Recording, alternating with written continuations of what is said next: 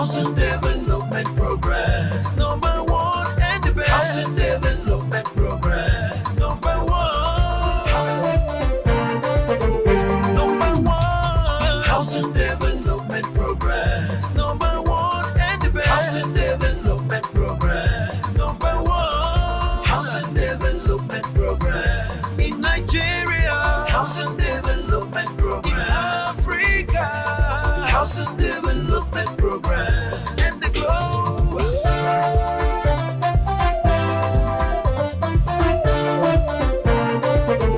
Number one. Housing Development Program.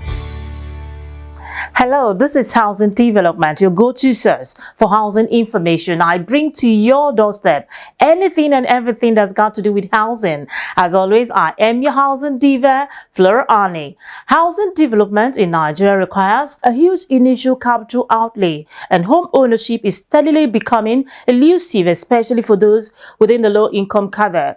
Housing shortage and the unaffordability of homes are key elements of Nigeria's housing crisis. What role can cooperative societies play in achieving affordable housing? We shall also take a look at leveraging cooperative societies in Nigeria to achieve affordable housing. This and more come your way right after the trending news in the housing sector. Keep watching Housing Development.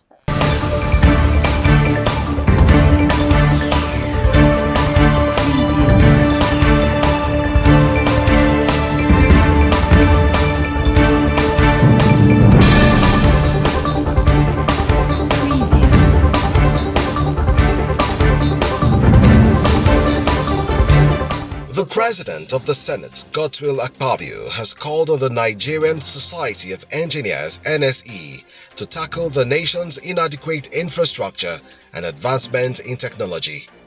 He revealed this at the weekend during the investiture of Margaret Oguntala as the 34th President of NSE in Abuja, emphasizing that Nigerian engineers bear the responsibility to devise and execute sustainable solutions, fostering economic growth, enhancing citizens' quality of life, and cultivating an innovation-friendly entrepreneurial environment. He noted that Nigeria has significant growth potential but lacks the necessary infrastructure to fully exploit it. Macroeconomic and political uncertainties render African real estate less appealing for foreign investments, as highlighted in the report by Estate Intel. The report underscores that diminishing macroeconomic indicators could impact African real estate in 2024, resulting in a reduction of market activity throughout the continent. It further points out that currency performance, inflation, rising debt levels and potential defaults have contributed to the diminishing investment preference in certain countries. Over the last 5 years, rents in Lagos State have surged by 91.32%, presenting a challenge for residents seeking affordable housing. According to findings, the data obtained and inputs from estate agents across various locations was used to calculate the weighted average percentage increase in Lagos rents. This involved considering initial rents in 2019 as weights, reflecting each location's proportional contribution to the total rent in 2019. The result signifies the average growth in rent prices across specified locations from 2019 to 2024.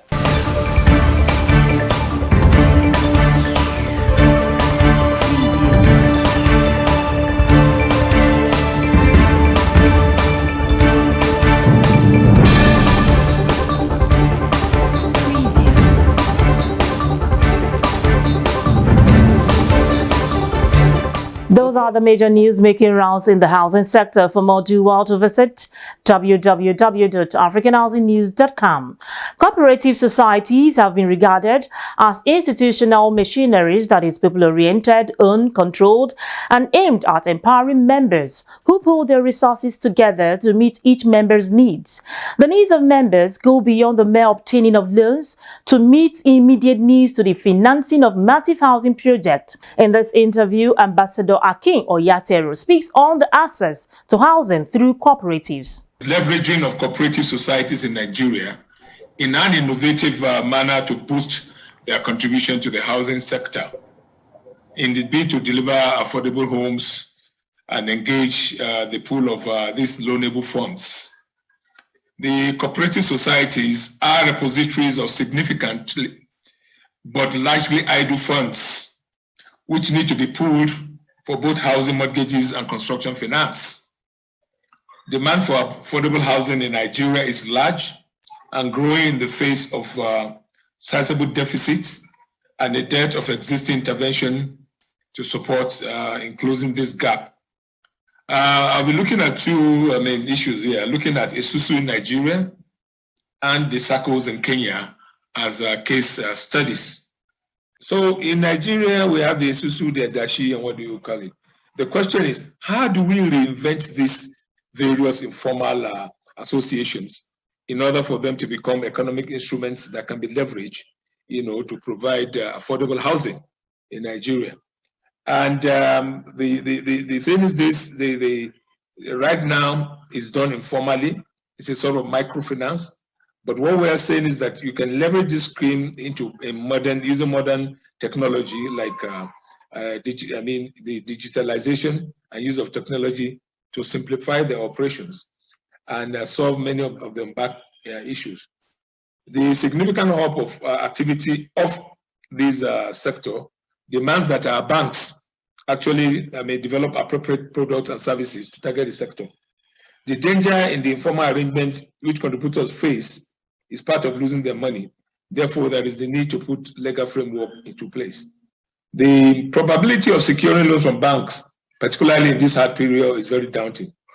There is a need, therefore, to organize our cooperative societies into, subgroups and then make them become a movement, which can then they can galvanize all these and then be able to have economy of scale.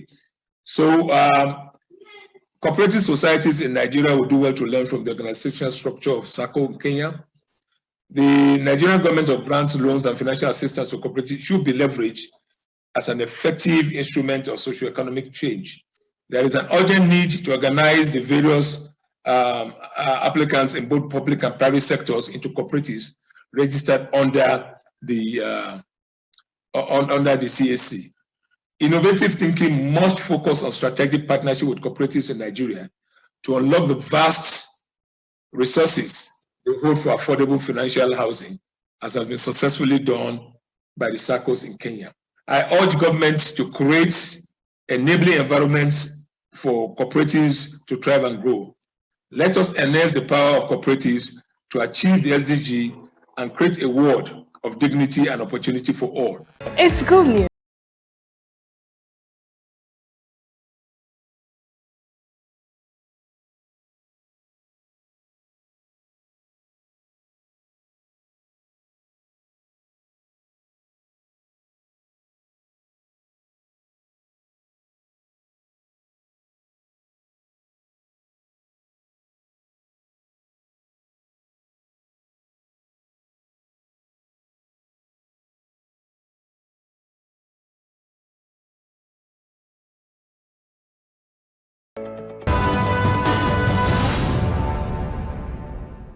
Ambassador Akin Oyatero there speaking on access to affordable housing through cooperatives. Governments in most, if not all, developing countries of the world, and Nigeria in particular, have not been nor will they likely be able to adequately provide direct housing for all that are in dire need of shelter. The cooperative model is seen as an alternative. Is housing cooperative the way forward for Nigerians? Let's find out in this report. Governments in most, if not all, developing countries of the world world, in Nigeria in particular, have not been, nor will they likely be able to adequately provide direct housing to all that are in need of shelter.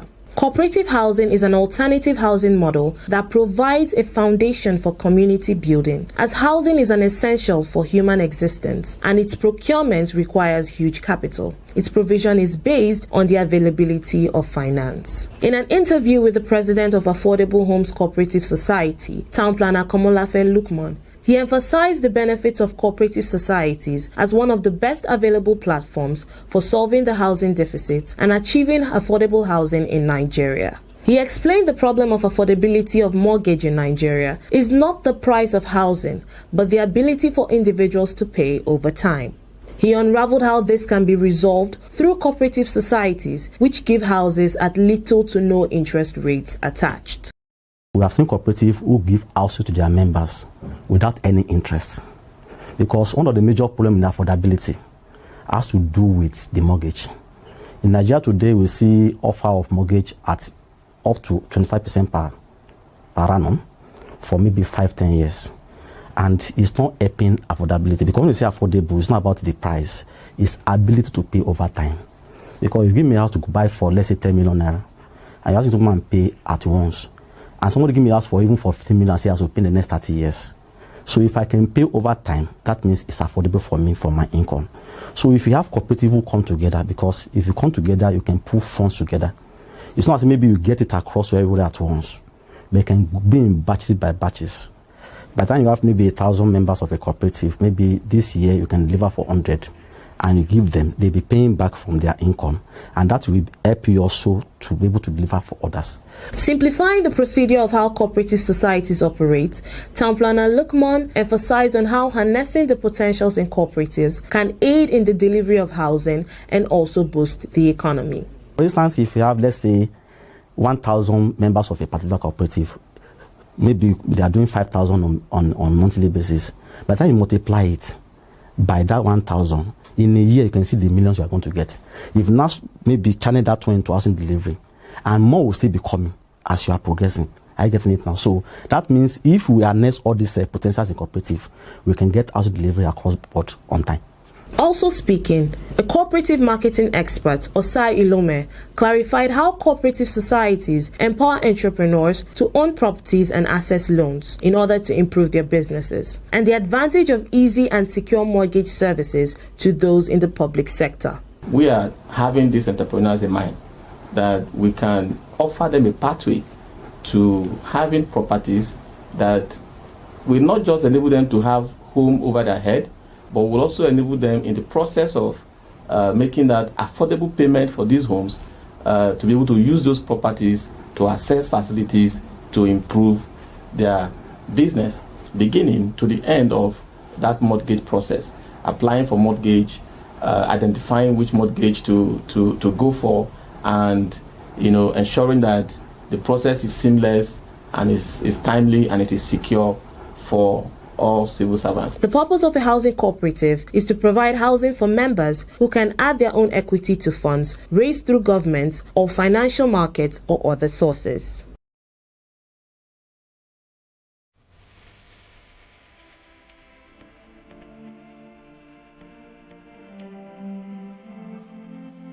Thank you, AIHS, for the opportunity of this exhibition. It was a nice experience. I would like to make it again. Teşekkürler AIHS. Çok teşekkürler AIHS. Thank you AIHS.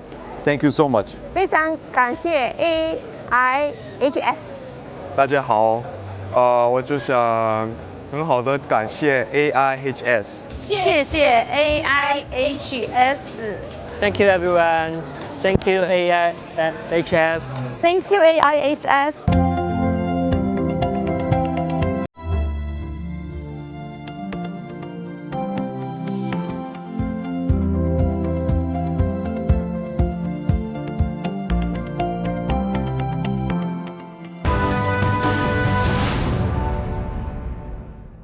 The program is Housing Development. Welcome back. And we've been discussing how to use housing cooperatives to boost affordable housing delivery for low-income earners. Moving on, the typical mortgage rate in Nigeria ranges between 7 and 10% for the Federal Mortgage Bank of Nigeria and between 15 and 25% for commercial mortgage institutions, making it one of the highest in Africa. Countries like Morocco, Senegal, and Egypt ride on record low inflation rates to post an average mortgage rate of about 5% per annum, 5 times less than Nigeria's 25%.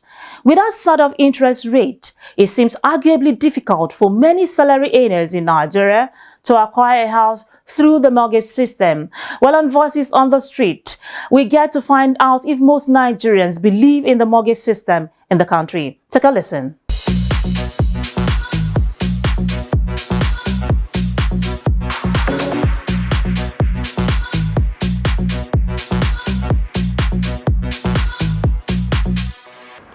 My idea of mortgage is a system in which you can pay for a land or a property over time. Like you have like a period of time for you to cover up mortgage. So it's not a situation where you have to have a lump sum of money to acquire property. So mortgage is something that allows you to have the leeway to pay for your property over time. So a mortgage can go through like a lifetime. You can have a 60 to 50 or 30-year mortgage plan. So a mortgage plan is a system I think will be ideal in the Nigerian system so that people don't have to carry lump sums before they become landlords. So a mortgage system is brilliant. The mortgage system in Nigeria can work. There's nothing that cannot work in Nigeria. But our major problem is the people handling the mortgage. If we have sincere people that know what the government introduced mortgage to help the masses of Nigeria to benefit, it will surely work. Generally in the whole world, that is what is benefiting people. Mortgage is what helps a lot of people because with the salary civil servants are collecting in Nigeria, you can't get a house except you want to be a thief. But with mortgage, you'll be able to save small and get your own house, even before retirement. Because mortgage is not working, that is why I see a lot of people are stealing in the government offices. They want to buy the house themselves. But when you have a good mortgage system on ground, people will benefit because they will save, they will own their own house without feeling that they spend much money. They will think it's a gift. Because of the payment system, you pay small, and you own your own house. Mortgage, I've heard about it, but I've not participated in it. I've never participated in it, but I've heard about it. Most of my friends go into it, and I think it's okay because it's very helpful to them. Because a lot of people are benefiting from it. It's so helpful. Honestly, why I didn't participate in it, my career, I don't have much time to go into it, and there is a little business I'm doing that is covering so many things for me. Mortgage system, from the past mortgages we have, there are improvements those days, but now I don't think it can work because of the economic system. Every person is crying, no money, no money. You understand? Cashless something. So I don't think it can work now. We are living in a time whereby people find it difficult to take care of the school fees of their children, and you were telling them about housing. It's a good development, but the ratio of the money, I think if it can be affordable, it will help the society. And that is when the paying back will not be so much. It will be according to level. You know, we're in levels.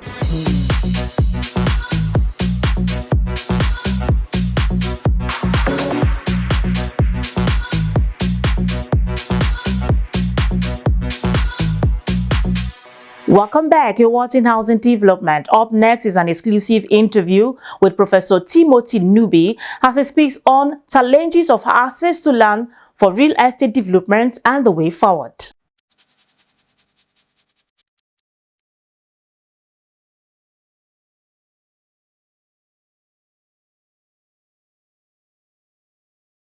Nigeria, we are at a very delicate stage of our life and existence. We've been on the field as far back as 1982.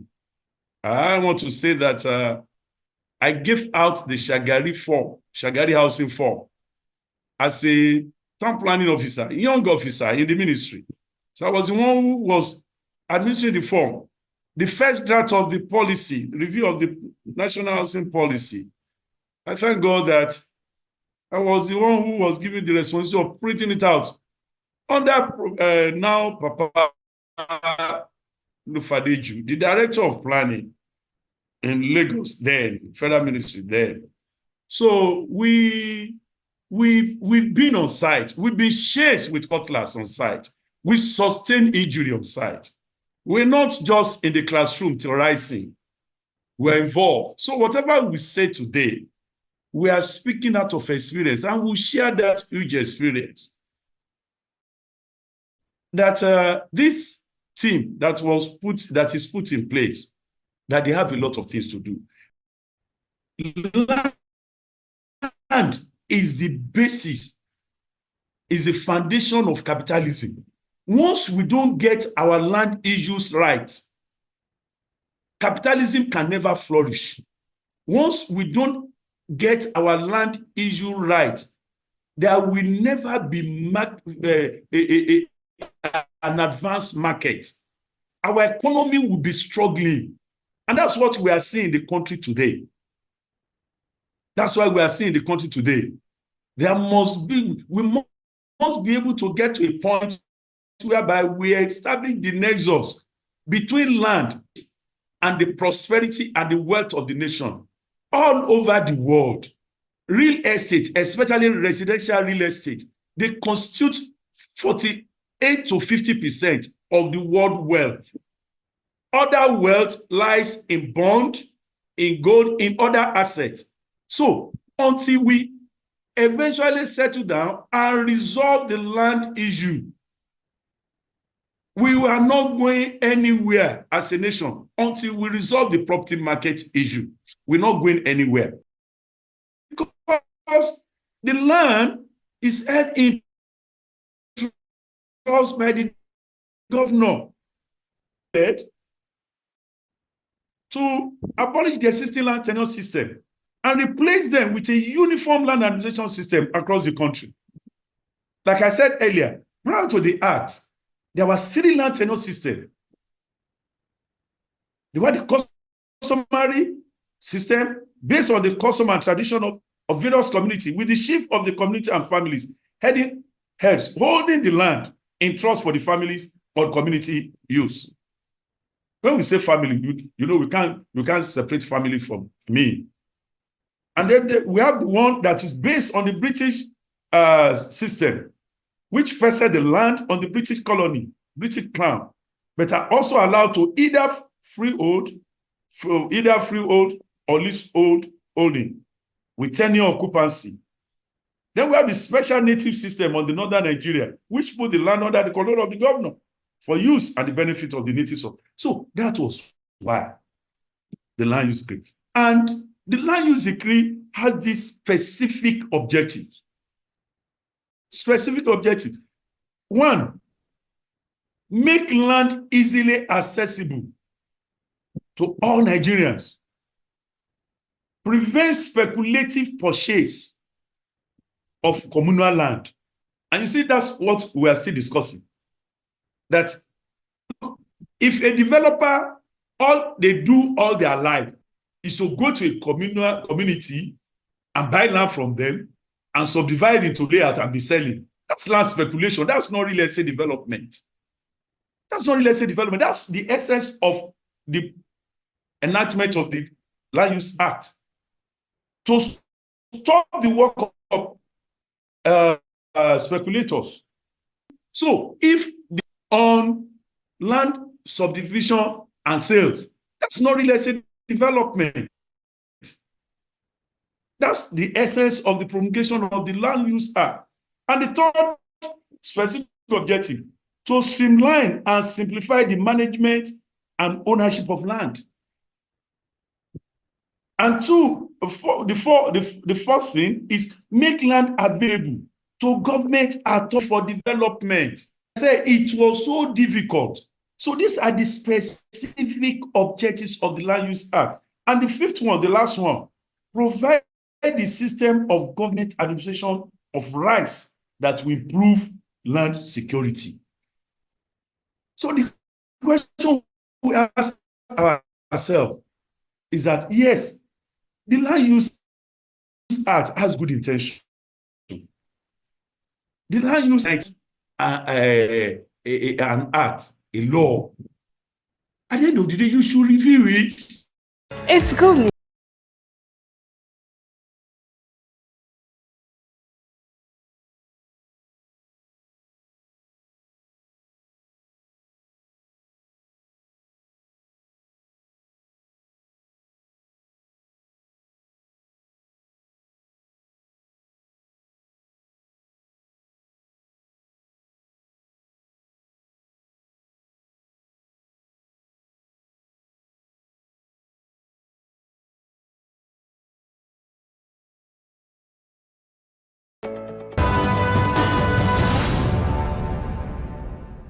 Professor Timothy Nubi there, speaking on the way forward for access to land for real estate development. Well, that's what I can bring on the program today. Thanks for your time. To catch up on all you've missed or to watch the previous episode of the program, do well to subscribe to the YouTube channel Housing TV Africa. You can always watch Housing Development program every Thursday 10 a.m. on Housing TV Africa channel 149 on Star Times. Well, for up-to-date housing news, follow Housing Development on all social media platforms via the link displayed on your TV screen. I remain your housing diva, Fleur Annie. Bye.